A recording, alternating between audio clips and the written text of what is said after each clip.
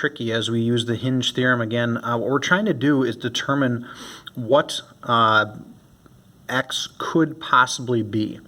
Okay, and the first thing that we have to recognize is that this triangle over on the right-hand side is an isosceles triangle, which means we could say that its base angles, since the legs here are congruent, these base angles over here must be congruent.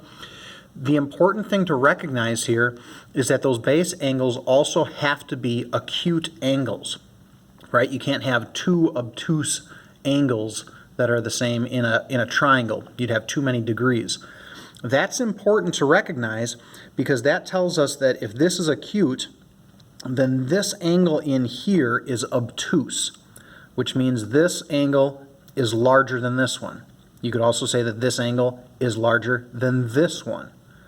Okay, so that's one thing that we need to recognize about this. The second thing that we'll need to identify in order to use the hinge theorem is that this line segment, DB, is shared in both triangles. So it's congruent in this triangle as it is with this triangle. The reason that's important is because now you can use the hinge theorem. You can say, I'm gonna look at the side with 1 tick mark and 2 tick marks.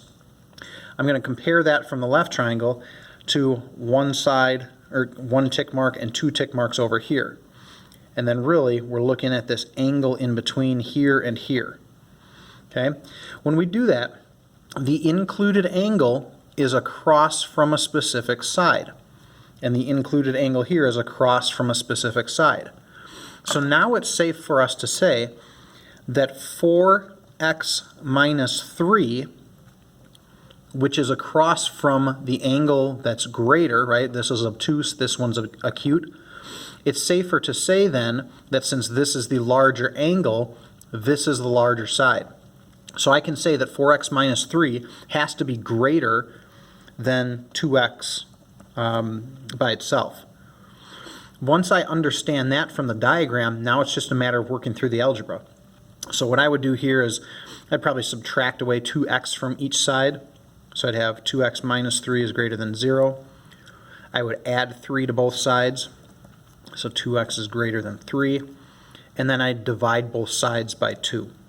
X is greater than 3 halves.